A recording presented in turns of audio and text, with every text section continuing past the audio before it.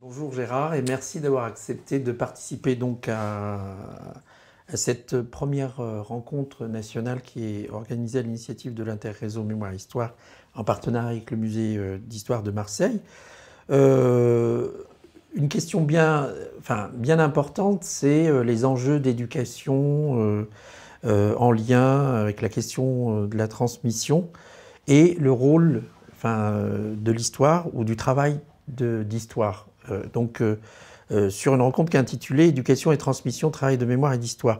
En fait, la question qui nous taraude, nous, en tant qu'acteurs de la société civile, et le lien qu'on fait avec le monde de la recherche et d'autres acteurs, c'est savoir est-ce qu'il suffit de se focaliser uniquement sur les contenus, les programmes, les contenus de manuels scolaires, ou est-ce qu'il ne faut pas envisager une approche beaucoup plus globale de ces questions-là, pour travailler peut-être à une pédagogie qui soit beaucoup plus ouverte, beaucoup plus populaire, peut-être interculturelle, pour répondre à certains questionnements, effectivement, qui restent comme à la marge ou montrant comme du déni de transmission quand il s'agit, par exemple, de parler de l'histoire des migrations, de l'histoire coloniale, de l'histoire des luttes sociales.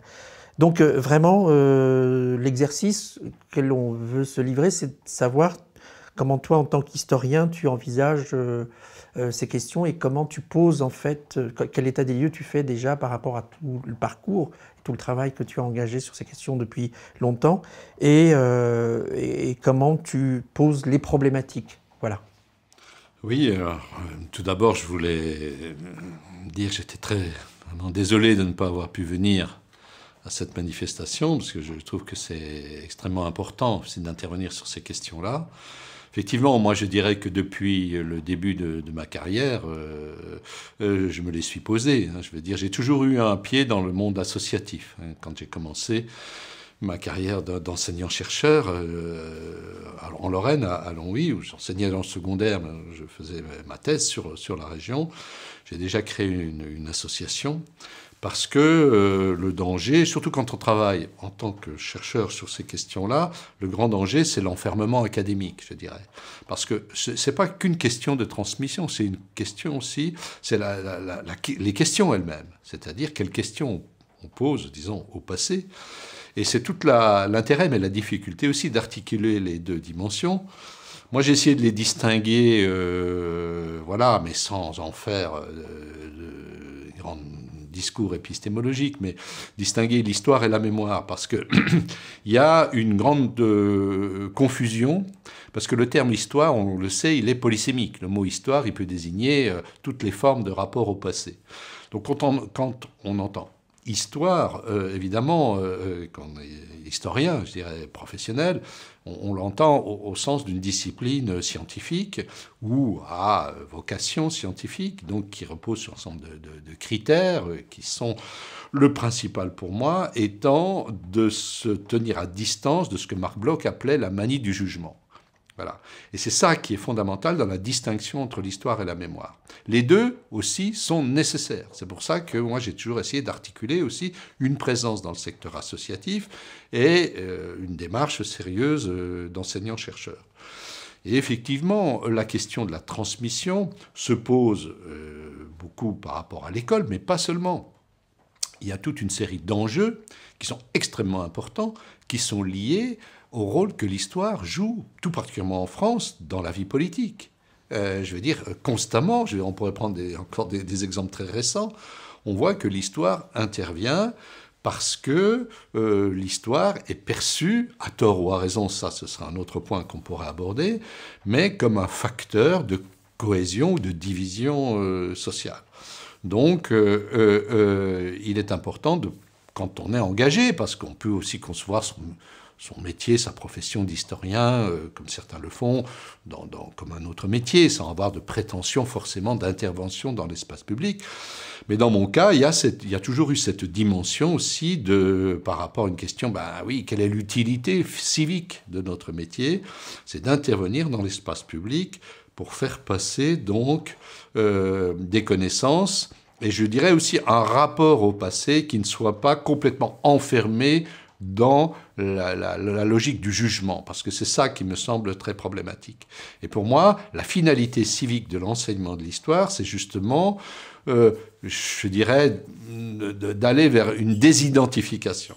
Parce que je crois que la capacité de se distancier par rapport à ses origines, au collectif, au groupe, enfin tout ce qu'on voudra, c'est une des dimensions de l'émancipation des individus, des citoyens. C'est-à-dire une manière aussi de faire en sorte qu'on se détermine, comme on dit, en connaissance de cause. Donc il y a là, effectivement, c'est ça pour moi vraiment l'enjeu fondamental, qui est souvent mal perçu, parce que ça peut aller parfois à l'encontre des intérêts ou des représentations que peuvent se faire telle ou telle association ou représentant de gens qui luttent contre la domination. Donc il est tout à fait légitime qu'ils le fassent. Mais pour moi, le rôle de l'historien, c'est pas de parler à la place des militants.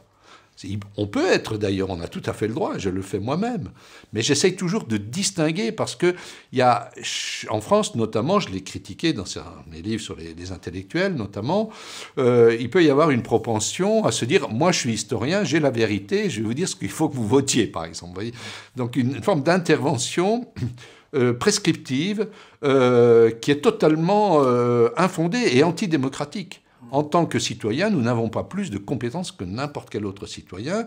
Ce n'est pas parce qu'on a étudié le passé ou la sociologie ou ce qu'on voudra qu'on a eu un droit de parole supérieur aux autres. Donc voilà, pour moi, c'est surtout apporter des outils de connaissance dans leurs contradictions, conforter l'esprit critique, pas au sens politique du terme, enfin directement politique, mais intellectuel, disons, de capacité de mettre en œuvre des outils critiques et qui permettent aussi aux citoyens, quand il a affaire à des discours qui essayent de le manipuler, d'avoir donc les moyens d'y résister. Ça, c'est le registre fondamental qui ne se pose pas uniquement pour l'historien, hein, qui est plus vaste, mais qui se pose tout particulièrement pour l'historien, surtout quand on travaille sur des questions comme l'immigration, la colonisation, les discriminations, la xénophobie, etc. Parce que là, on est au cœur des choses. Donc, si je comprends bien, c'est l'historien n'est pas, évacue toute dimension affective, je veux dire, du rapport donc à l'histoire. Donc, il ne fait pas un travail de mémoire. Pour revenir sur les, qui sont importantes. Hein. Alors, je dirais la recherche historique en elle-même. La recherche historique en elle-même doit prendre une distance par rapport à ses propres, je dirais, affects ou ses propres conceptions politiques, etc. Je dis bien doit, hein, c'est une sorte, pour moi, un idéal que je continue à défendre, d'objectivité, si on veut, tout en sachant qu'il est toujours relatif. Moi, je suis dans si on veut, un petit point d'épistémologisme, je suis dans une perspective que Max Weber appelait perspectiviste, c'est-à-dire toute recherche historique est fondée sur un point de vue. Un point de vue, ce serait complètement idiot de nier que si on s'intéresse à ces questions-là, ça n'a pas de rapport avec sa propre vie ou avec ses propres intérêts, etc. Mais il y a une démarche qui vise aussi à s'interroger constamment sur soi-même. Et donc une capacité d'auto-analyse, comme on dit, qui est particulièrement importante. Ça, je dis, c'est pour la recherche historique. Et ce que je souligne aussi, c'est que les problèmes de la recherche ne sont pas des problèmes politiques ou journalistiques. J'ai toujours eu beaucoup de mal à expliquer ça aux journalistes, quand ils, sans arrêt, nous demandent de répondre aux problèmes de l'immigration. Mais pour moi, ce n'est pas un problème. Il faut problématiser peut-être certaines questions dans ce processus universel qui est la migration. Mais vous voyez, donc là, on a un travail à faire de distanciation pour respecter l'autonomie de notre métier, par le fait. Et puis, la deuxième dimension, c'est la transposition. C'est-à-dire que ce travail de connaissance qu'on a produit, eh bien, il faut le mettre à disposition, et c'est là que l'historien intervient dans les enjeux de mémoire. Là, pour moi, la transmission des connaissances historiques, c'est un enjeu de mémoire. Ce n'est pas un enjeu scientifique. L'enjeu scientifique, il est à l'intérieur de la communauté. C'est comme les mathématiciens, ils font ils raisonnent entre mathématiciens. C'est un petit groupe de spécialistes. Bon, donc, quand on touche à des questions de société, évidemment, d'abord, les questionnements qu'on peut poser en tant que chercheur, ils viennent aussi de la société. Donc il ne faut pas être complètement coupé de la société, sinon on est à côté de la plaque. Et puis en même temps, il faut faire retour. Donc il y a cette dialectique entre les deux univers qui est importante. Et c'est là qu'il faut imaginer des moyens aussi de transmission qui ne peuvent pas être ceux du langage savant qu'on fait dans une thèse ou dans un article scientifique. Et c'est à ce niveau-là que moi j'ai donc essayé de trouver des moyens différents de ceux qui peut-être avaient été développés avant, notamment en travaillant avec des artistes, donc pour trouver des langages qui puissent parler davantage au public, j'allais dire profane, c'est-à-dire qui ne sont pas des professionnels de l'histoire. Et c'est important cette distinction, travail d'histoire, enjeu de mémoire, oui. C'est fondamental. Donc il y a vraiment une réflexion, je veux dire, une espèce de analyse organique de comment on peut faire de la médiation. Hein. Enfin, voilà, et ce que je voudrais dire aussi, c'est que pour moi, ça ne recoupe pas forcément des étiquettes professionnelles. D'accord. Il y a des gens qui... c'est plus une démarche, c'est-à-dire il y a des gens qui ne sont pas forcément des historiens étiquetés, historiens professionnels, universitaires, etc., et qui ont une démarche d'histoire savante, c'est-à-dire qui respectent les principes de connaissance des sources, enfin de critique des sources, de problématisation, et à l'inverse, moi je connais des historiens patentés, professionnels, qui pour moi ne font pas de la science historique, ils font de la mémoire, au sens mauvais du terme, c'est-à-dire diffusion d'une sorte de vulgate qui vise à légitimer des points de vue politiques, à juger le passé, etc., mais qui ne sont pas de la recherche. Donc il faut bien dire ça, parce que ça permet d'éviter la critique, on m'a déjà faite, hein, que je défendrais une sorte d'académisme. Non, je défends des points de vue sur le passé, et j'essaye de les distinguer, parce que si on ne les distingue pas, on est dans un confusionnisme total, je dirais. Il faut aussi respecter la compétence. Hein. Ça, je le dis parce qu'aujourd'hui, on est quand même dans des logiques où on voit des manipulations, notamment journalistiques, mais qui rencontrent un écho dans l'opinion. Parce que quand on tape sur des gens... Des compétents, eh bien, on a toujours un profit chez les non-compétents. Et donc, voilà, c'est un métier. Moi, je me défends en me disant, ben, c'est 30 ans de travail. Voilà. Oui. Moi, quand j'ai affaire à un médecin, un plombier, etc., je préfère avoir quelqu'un de compétent. Donc, reconnaissant aussi le principe de la compétence. Mais ce principe de compétence, il est toujours soumis à question. Évidemment, quand on travaille sur l'histoire de l'immigration et qu'on diffuse son travail, on a affaire à des publics qui n'ont pas fait d'études, mais qui ont une compétence qui est souvent liée à leur histoire, etc. Ça, je l'ai montré, par exemple, mon travail sur le clown chocolat, comment la démarche même que j'avais développée sur l'histoire de ce personnage avait été complètement renouvelée grâce à des débats qu'on avait eus avec des élèves de lycée professionnel qui avaient mis le doigt sur des questions auxquelles on n'avait pas pensé. Voilà. Donc ça, c'est cette dialectique-là qui me semble riche. Reconnaître analytiquement, j'allais dire, les différences de démarche, histoire-mémoire, mais montrer que les unes ont besoin des autres, et j'allais dire réciproquement.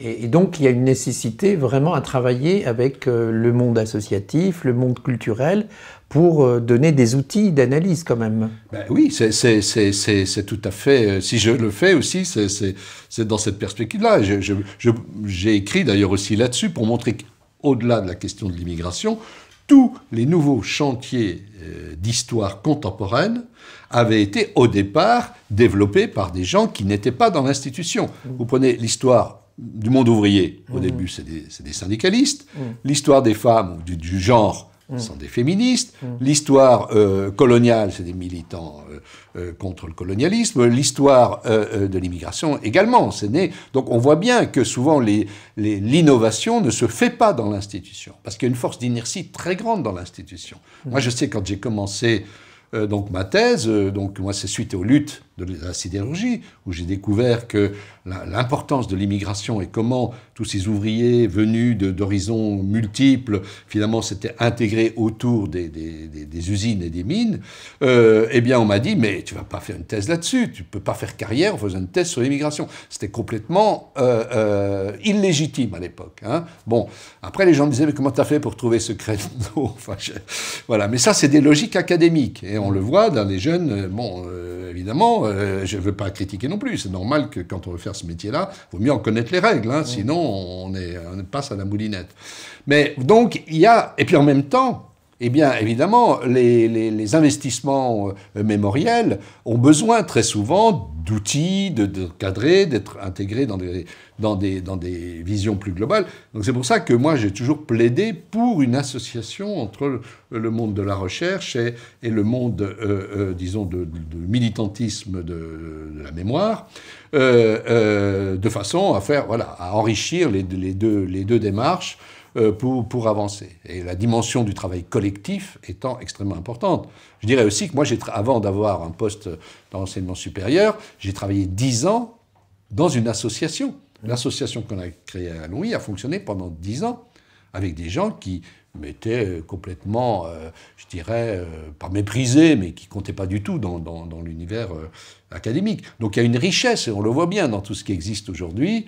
Et c'est d'ailleurs un point là que tu abordais aussi tout à l'heure qu'il faudrait, à mon avis, sur lequel il faudrait insister, c'est aussi de faire un état des lieux de tout ce qui a pu se faire. Parce qu'on voit parfois des rapports officiels qui circulent comme si rien n'avait été fait avant eux. Hein. Donc et ce serait aussi pour montrer la force de cette démarche collective d'action histoire-mémoire, de montrer ce qui s'est fait, de le rendre accessible aussi pour que les gens puissent en profiter, qu'on ne reparte pas à chaque fois à zéro. Ça, c'est un point extrêmement important. Avec les outils qu'on a, Internet, etc., on devrait pouvoir arriver à faire ça. Et tu l'envisages comment, ces lieux, rendre compte au public, au grand public? Effectivement, par Internet, ce serait quoi? Ce serait une démarche qui ferait l'histoire de l'histoire et la mémoire, déjà. Parce qu'il y a une histoire de tout ça, donc qui serait, mais dans des termes simples, enfin, je veux dire, voilà, il y aurait des choses assez faciles à mettre en œuvre, puis des outils à disposition avec peut-être des résumés, des notes de synthèse sur les multiples rapports. Moi, j'ai dirigé l'enquête nationale soutenue par le Facile sur Histoire et Mémoire en région. Il y a une richesse. Alors, certains de ces publications ont donné lieu à des livres, mais beaucoup non. Et donc, il y a une richesse au niveau de ce qu'on pourrait appeler aujourd'hui la littérature grise, qui serait utile de mettre à disposition. Et puis on peut aussi en tirer des enseignements, puisque des enseignements qui peuvent aussi passer par, je dirais, une analyse critique. C'est-à-dire, moi je continue à croire à la nécessité politique de ces interventions-là. Mais je ne suis pas extrêmement, comment dirais-je, dogmatique par rapport aux effets.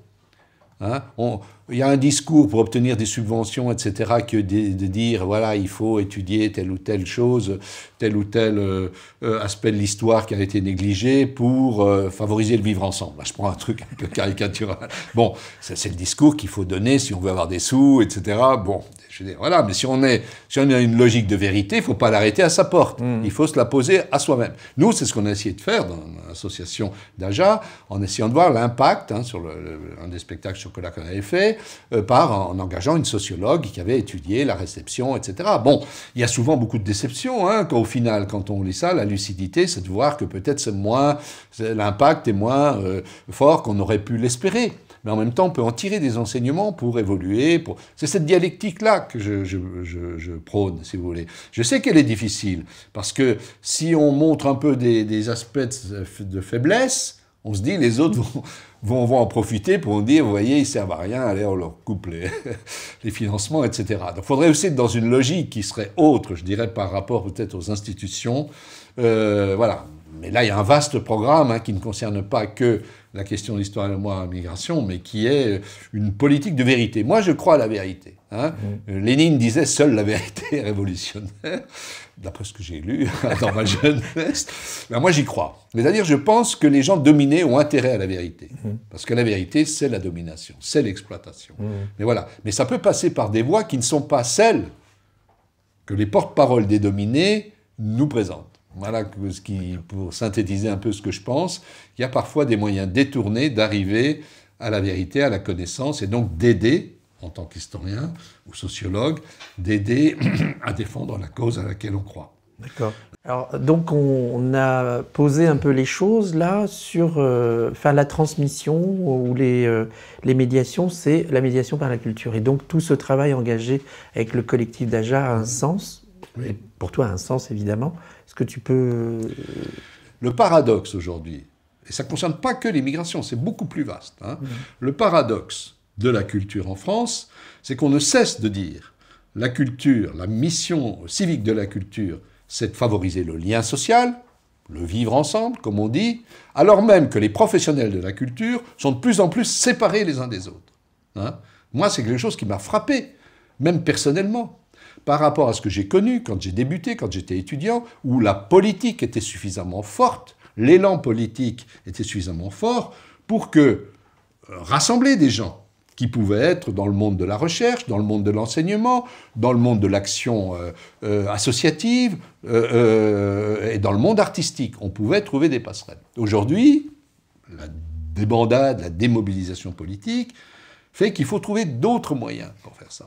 Et c'est là la grande idée qui sous-tend notre travail associatif.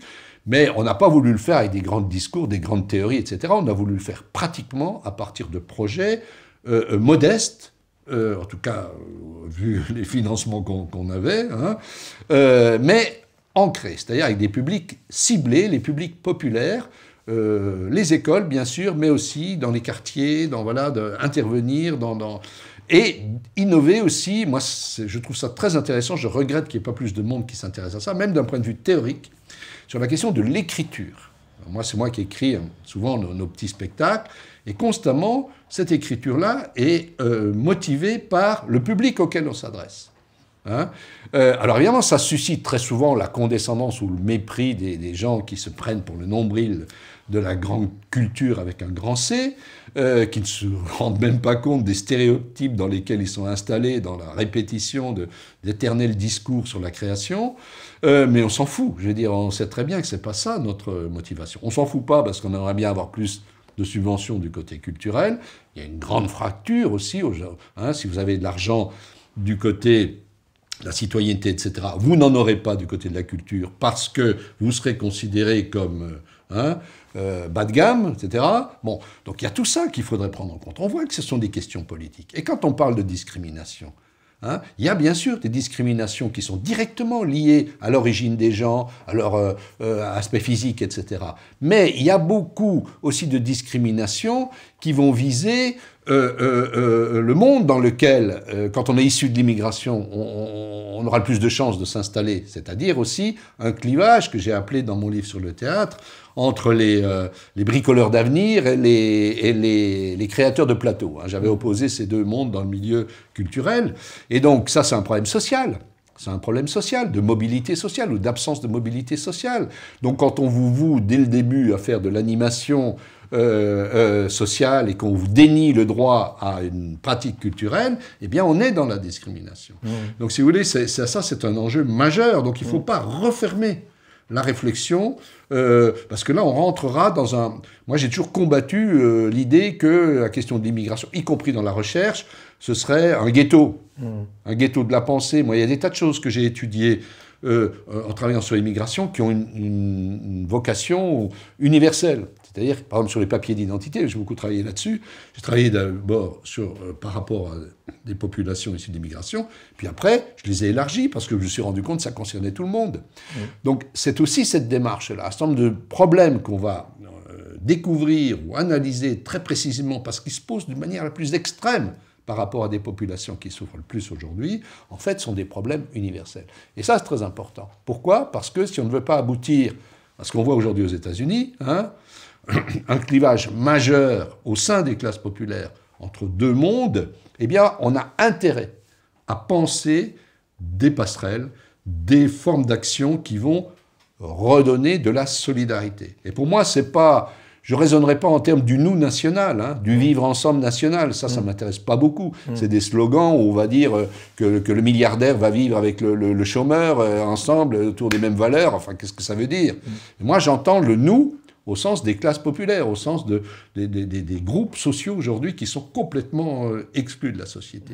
Donc c'est cette dimension aussi importante à valoriser quand on travaille sur les questions aussi de mémoire, de ne pas entrer dans des logiques d'exclusivisme de groupe. Parce que Moi, j'ai eu de multiples discussions avec Abdelmalek Sayad, par exemple, quand lui disait que lui a travaillé sur l'immigration algérienne, il en faisait une sorte de spécificité. Je dis, la spécificité, on pourra la découvrir à la fin, pas au début, quand on aura fait une démarche visant à étudier l'ensemble des groupes. Et c'était un point de divergence. Par ailleurs, j'ai évidemment une immense admiration pour tout ce qu'il a fait. Hein. Moi, j'étais en position d'apprenti à l'époque par rapport à lui. Hein. Mais disons que, voilà, et c'est une des divergences que je peux avoir avec certaines tendances actuelles de la recherche dite post-coloniale, c'est que je pense que parfois, en privilégiant, comme on le voit chez certains sociologues que je connais bien par ailleurs, mais la couleur de peau pour se définir, par exemple, des choses comme ça, on va, à mon avis, on ne va pas dans le bon sens. C'est vraiment, il faudrait faire un bilan sur ce qui s'est fait aux États-Unis par rapport à la gauche intellectuelle pour justement peut-être nous mettre en garde contre ce genre de dérive. Donc là, on a une responsabilité propre, nous, en tant qu'intellectuels, par rapport à ça, mais ça se traduit aussi par rapport aux logiques mémorielles. Une des dimensions importantes par rapport à tout ça, c'est d'associer aussi le plus de gens à la démarche de recherche. Parce que ce n'est pas simplement qu'un contenu. C'est aussi, j'allais dire, un habitus, comme on pourrait dire, c'est-à-dire une façon d'appréhender le monde. Être en recherche, c'est aussi être en recherche par rapport à soi-même. Moi, je l'ai dit, même par rapport à moi, je n'ai pas fait beaucoup d'égo-histoire, mais j'ai quand même souligné à un certain moment que la grande histoire, elle a toujours un rapport avec sa petite histoire personnelle.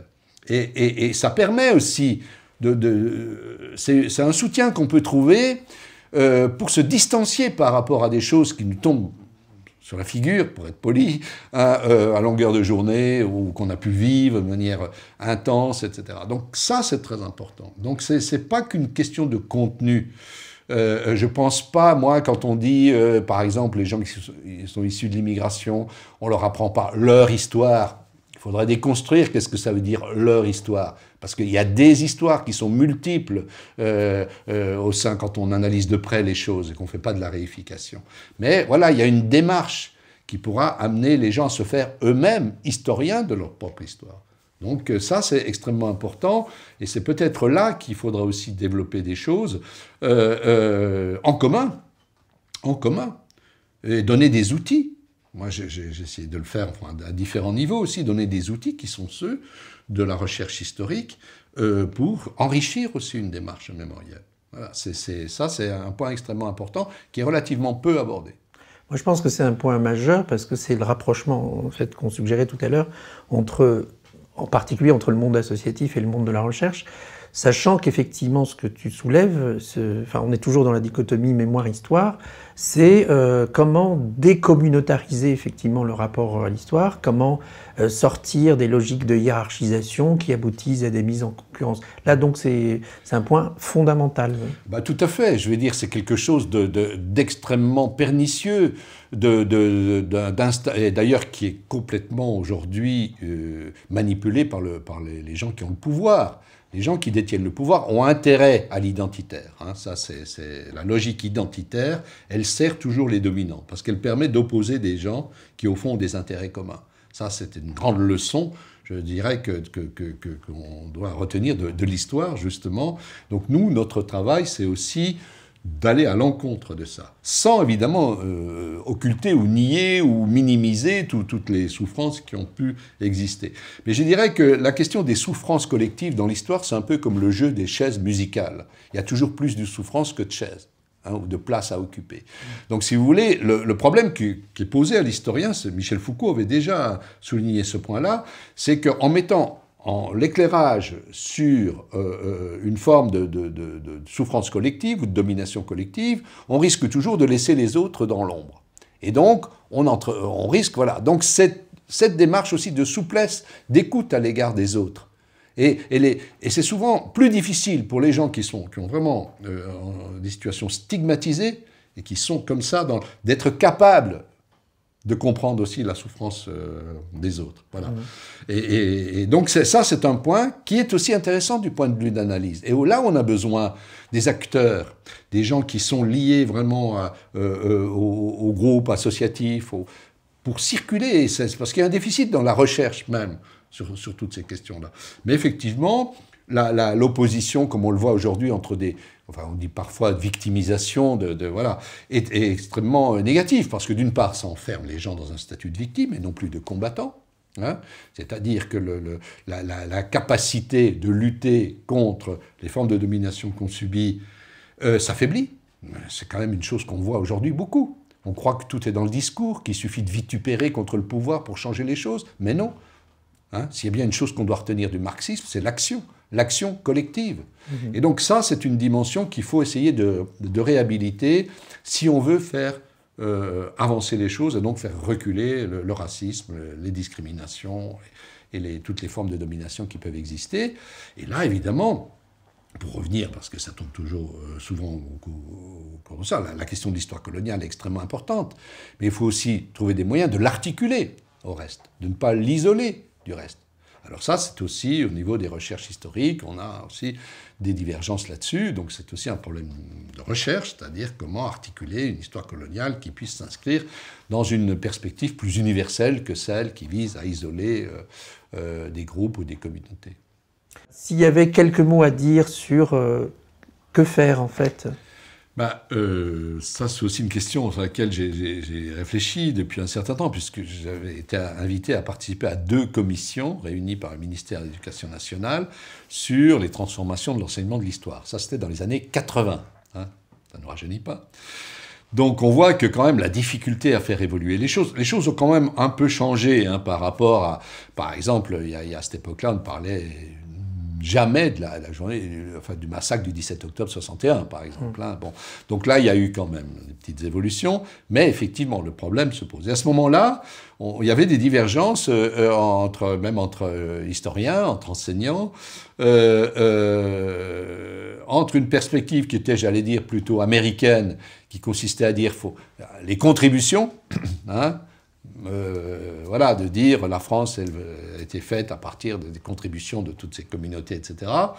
Et une perspective que je défendais plutôt, qui était de compréhension des processus, hein, des processus, et d'une intelligibilité de l'histoire de France, faisant la place donc à ce phénomène majeur qu'est l'immigration.